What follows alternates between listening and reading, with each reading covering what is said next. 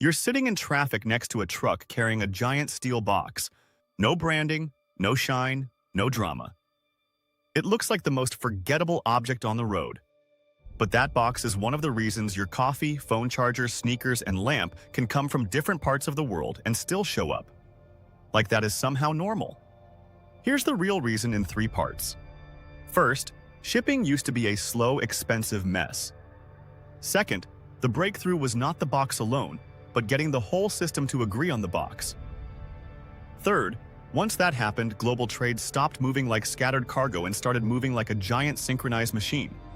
Before containers, cargo moved in pieces. Barrels, sacks, crates, boxes, machine parts, fabric rolls, furniture, all packed together in whatever shape they happened to come in. That meant every stop was its own little disaster. Workers had to lift, sort, count, stack, protect, and reload thousands of separate items by hand. So the hard part of shipping was not always the ocean. Often it was everything wrapped around the ocean. A ship could cross water in days, then lose huge amounts of time sitting still in port. Not because the destination was far away, but because unloading and reloading was painfully slow. And every extra touch created another risk. Something could break, disappear, get wet, get crushed, get delayed, or end up in the wrong place because one label was wrong or one crate was buried under 20 others. Ports were not smooth transfer systems. They were giant holding zones where cargo, schedules, paperwork, and human labor all collided at once.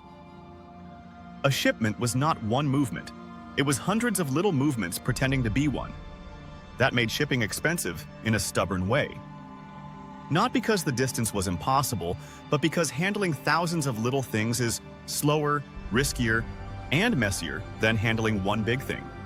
Second, the big idea was not, let's put things in a box. People had already put things in boxes for centuries. The real breakthrough was deciding that cargo should move inside one standard unit that every part of the system could handle the same way. In 1956, a trucker named McLean looked at that mess and saw the same problem over and over again. Too much unpacking, too much reloading, too much wasted time. So instead of moving the goods every time transport changed, you keep the goods inside the container and move the container itself. The cargo stays put while the world around it changes. Truck to port, port to ship, ship to rail, rail to truck. Same box, same contents, fewer interruptions. That is a much bigger leap than it sounds. Once the box has agreed dimensions and agreed handling points, cranes can grab it, trailers can carry it, rail cars can fit it, ships can stack it, and terminals can organize around it. The question changes from what is inside and how do we move it, to simply, where does this box go next? That turns cargo from a messy pile of individual objects into one predictable unit. And predictable units are what efficient systems are built on. Suddenly, ports can be designed for speed instead of improvisation, and schedules can be built around flow instead of chaos. So the shipping container is not just a box, it is a shortcut through friction. The moment enough of the world agreed on that shortcut, the box stopped being packaging. It became infrastructure. Third, once the world standardized the box, trade stopped behaving like scattered cargo and started behaving like a network. That is the part that truly rewired global trade. When shipping becomes faster, cheaper, and more predictable, businesses can think much bigger. They no longer have to keep everything close together just to avoid transport chaos. A product can now be designed in one country, built from components made in several others, assembled somewhere else, and sold almost anywhere. Not because distance disappeared, but because moving goods through distance became far more reliable. Think about a smartphone. Its chips, metals, glass, batteries, assembly, and packaging can pass through multiple countries before it ever reaches your hand, and that only works if the transport system can hand cargo off smoothly again and again. That changes how factories work. It changes where ports grow.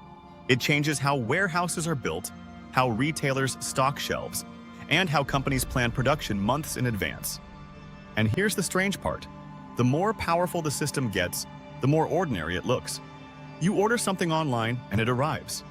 You buy fruit out of season and it is there. That normal feeling is the real magic trick. Behind it is the same quiet logic repeated millions of times.